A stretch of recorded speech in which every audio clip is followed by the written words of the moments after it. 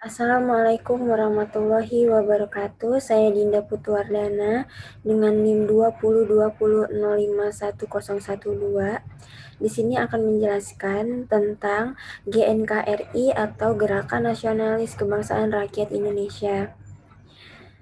Yang pertama, saya akan menjelaskan tentang konteks sosial politik. Yang pertama itu ada sejarah GNKRI.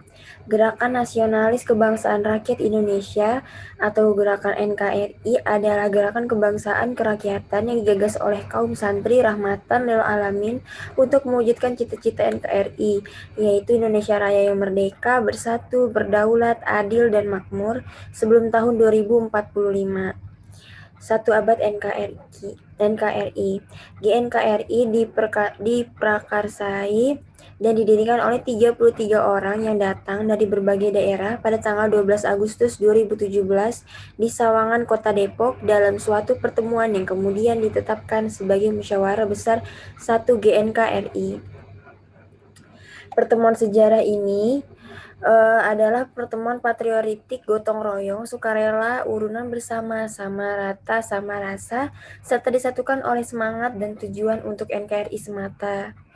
Nilai dasar perjuangan GNKRI adalah totalitas ajaran dan wawasan yang tertuang dalam pembukaan UUD 1945 yang merupakan perjanjian luhur para pembentuk bangsa Indonesia dan pendiri Negara Kesatuan Republik Indonesia, di mana Indonesialisme atau Pancasilaisme adalah ideologi GNKRI.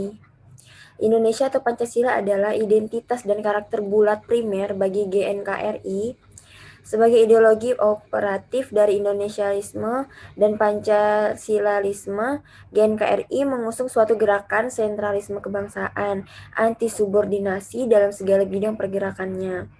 GNKRI adalah gerakan nasionalis kebangsaan kerakyatan dari, oleh, dan untuk seluruh rakyat dan bangsa Indonesia. Yang kedua itu ada situasi sosial politik. Pada awalnya GNKRI sebagai gerakan kolektif sentralisme kebangsaan dan anti subordinasi menuju NKRI baru yang berdiri sejak 12 Agustus 2017 membiasakan diskusi publik yang elegan dan substansif, terlebih di tengah polarisasi politik akibat kontestasi politik elektoral seperti pilkada, pileg, dan pilpres. Tentu menuntut kejernihan memandang pokok persoalan ini. Menurut Kabid Komunikasi dan Informasi Kakominfo GNKRI, Kamila Hamidah, diskusi tersebut rutin digelar berkala mingguan atau bulanan antar pengurus sekaligus anggota NKRI dalam kerangka strategis NKRI. Wacana yang dibedah lanjut Kamila juga selalu terbentuk bedah buku terhadap isu strategis. Lalu yang kedua, di sini ada bisa kita lihat peta dari GNKRI. Lalu selanjutnya yang kita bahas adalah kepemimpinan. Yang pertama itu ada kriteria kepemimpinan. Kriteria kepemimpinan yaitu seorang pemimpin harus cerdas, ahli berpengalaman, dan visioner untuk dapat membawa kehidupan rakyat ke masa depan yang lebih baik. Nah, jadi maksudnya gini, apalagi pada konteks keindonesiaan, meskipun negara ini memiliki sistem kepemimpinan secara demokrasi dan memiliki mayoritas penduduk yang beragama Islam, bahkan tersebar di dunia, akan tetapi perlu diketahui bahwa NKRI bukanlah negara Islam atau negara yang berasaskan ideologi atau simbol-simbol Islam, melainkan negara yang berasaskan pada Pancasila. Meskipun Pancasila ketuhanan yang Maha Esa sangat sejalan dengan ajaran dasar agama Islam, tegasnya Negara Kesatuan Republik Indonesia NKRI membutuhkan pemimpin yang kreatif, talenta, tegas, peduli, mengabdi, dan dapat memberikan kontribusi positif untuk negara. Yang kedua yaitu ada dari cara pemimpin hadir. Ada dua ketetapan penting dalam musyawarah besar satu tersebut. Yang pertama itu tentang nama. Jadi perdebatan cukup alot ya antara nama Gontorian dan Gerakan.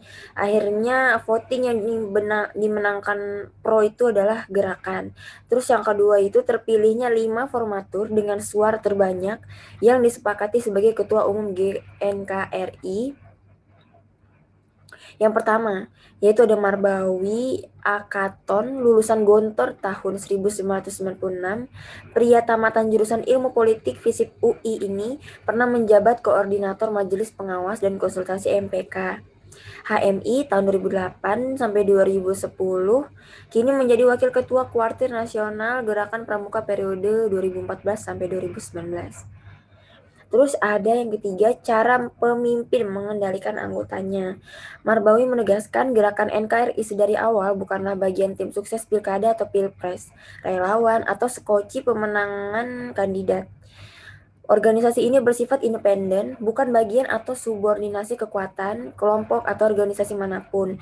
Dia bukan pula kepanjangan dari atau mengatasnamakan pondok modern Gontor, apalagi berseberangan diametral dengannya. Sikap dan kebijakan politik gerakan diambil secara argumentatif, objektif dalam kerangka NKRI. Bertanggung jawab serta untuk kepentingan bangsa dan negara semata, kita memihaki dengan pemilihan ideologi strategis. Marbawi mengatakan, bagi para permakasa dan pendiri GNKRI yang jadi pegangan utama melangkah adalah pembukaan UUD 1945 yang merupakan kesepakatan luhur para pendiri NKRI. Jadi semuanya harus punya tempat yang berimbang, tidak ada monopoli apalagi gengsi. Yang selanjutnya itu, ini adalah pemimpin GNKRI yang pertama, yaitu Marbawi Akaton. Selanjutnya saya akan menjelaskan tentang sistem nilai. Nah, sistem nilai itu yang pertama ada kebenaran, kebaikan, atau keindahan. Jadi menurut GNKRI, Indonesia itu nggak kekurangan orang hebat, orang pintar, orang berbakat, apalagi orang loyal. Jadi, tapi ya gimana ya, hanya saja kurang pengorganisasian yang gampang membuat masyarakat Indonesia itu terjebak parsialitas, simplikasi, dan malas tabayun atau cross-check. Terus yang kedua itu ada kesalahan, keburukan, dan kejelekan menurut GNKRI. Menurut GNKRI, salah satu tanda seseorang itu adalah terletak pada, maksudnya salah satu kesalahan itu ada terletak pada nama yang dimiliki. Pemberian orang tua, baik buruknya itu sangat dipengaruhi oleh budaya, lingkungan, dan prestasi pemilik nama. Dulu di zaman Orde Baru ada namanya poniman. Kalau dilihat sepintas atau kasat mata, orang kecele, sebab terkesan, maksudnya banyak orang terkecele ya, karena sebab terkesan pemilik nama ini orang desa yang miskin dan kumuh. Tapi kenyataannya berbeda ketika pemilik nama Poiman ini memiliki prestasi luar biasa dan tidak banyak orang dapat meraihnya. Lalu memasuki politik tahun 2018 sebagai barometer Pilpres 2019, klaim tersebut supermasif. Celakanya kelompok pengklaim ini minim sekali prestasi dan keteladanannya. Kalaupun ada satu prestasi kecil dan keteladanan digember-gembor secara hiperbolis, kecil dan keteladan digember-gembor ini berarti membuat banyak sehingga publik itu dipaksa untuk memilih mereka. Jadi politik itu tidak bebas ya gitu sepertinya. Terus jadi ketidakmampuan penegakan ini memang akibat keterpecahan karakter yang dinamakan split personality. Mereka lantang bersuara Indonesia bebas KKN, menegakkan politik dan demokrasi berpanglima hukum, yaitu demokrasi konstitusional. Lantangnya suara sudah seperti orkestra, bersahutan di mana-mana, tapi sedikit sekali yang memperjuangkannya, terlebih menerapkannya dalam praktik nyata, apalagi memberikannya teladan. Untuk menyalahkan oknum keluarganya sendiri yang memanfaatkan jabatan yang mereka punya atau mereka sandang kepada aparat penegak hukum.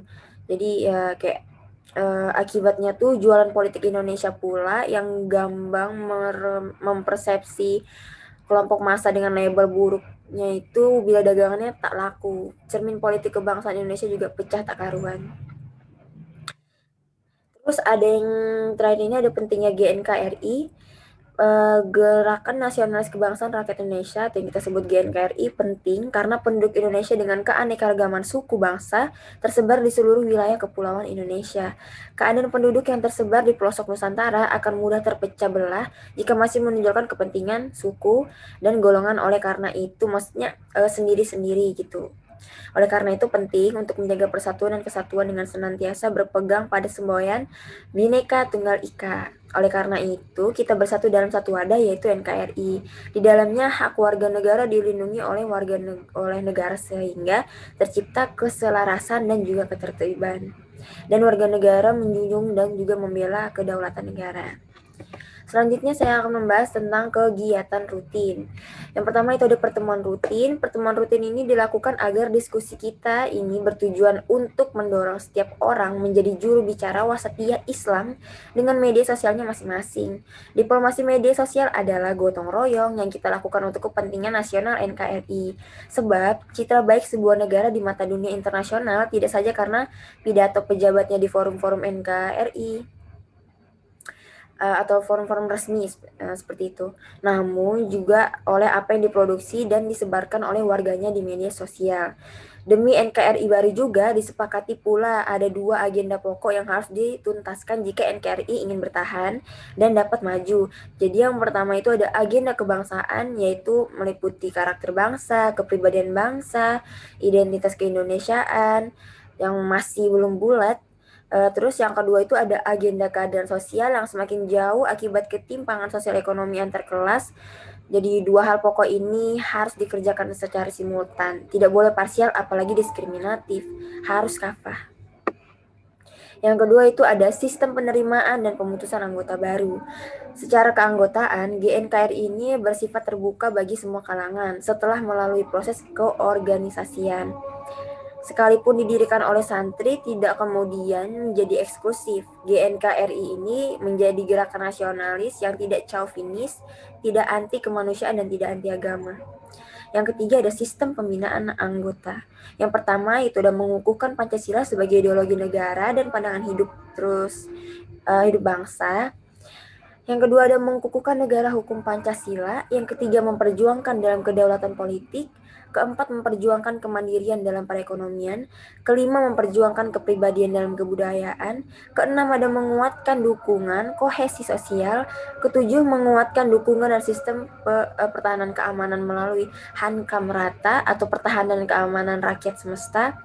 Kenapa ini semua dibutuhkan? Kenapa saya sebutkan tadi semua itu? Karena ini itu sangat penting dan sangat dibutuhkan jiwa-jiwa profetis patriotis yang berani membiasakan yang benar, bukan membenarkan yang biasa serta tidak pernah putus asa dalam menahan cobaan dan gempuran. Jangan pernah membiarkan bangsa ini hancur, tetapi senantiasa bersemangat dan bangkit bertempur dalam menegakkan keadilan sosial. Selanjutnya ada pengikut setia. Nah, ini ada pengikut setia. Jadi anggota NKRI itu ada 33 orang yang datang dari berbagai daerah pada tanggal 12 Agustus 2017 bertempat di Sawangan, Kota Depok dalam suatu pertemuan yang kemudian ditetapkan sebagai musyawarah besar GNKRI 1. Jadi pertemuan bersejarah ini memang pertemuan patriotik, gotong royong, sukarela, dan urun bersama, sama-sama rata, sama rasa, serta disatukan oleh semangat dan tujuan untuk NKRI semata. Nilai dasar perjuangan GNKRI adalah totalitas ajaran dan wawasan yang tertuang dalam pembukaan UUD 1945 yang merupakan perjanjian luhur para pembentuk bangsa Indonesia dan pendiri negara Kesatuan Republik Indonesia. Jadi tugas warga dan pimpinan GNKRI untuk melanjutkan amanat para leluhur itu agar bangsa Indonesia bisa berperadaban maju dan tinggi di antara bangsa-bangsa dunia ya. Jadi ringkasnya gini, GNKRI adalah gerakan nasionalis yang bergaris kebangsaan, kerakyatan dari, oleh, dan untuk seluruh rakyat Indonesia. Selanjutnya itu ada pengikut setia. Nah, di pengikut setia ini untuk menaiki tangga karir kepemimpinan adalah syarat wajib. Banyak tips bahkan pelatihan mengenai cara menjadi pemimpin. Jadi kayak ada anggapan untuk menjadi pemimpin justru harus bersikap layaknya pemimpin dan menonjol agar berbeda dari pengikut-pengikut yang lainnya. Selanjutnya itu ada ekspresi budaya. Ekspresi budaya ini yang pertama itu ada jadi penjelasan nama GNKRI.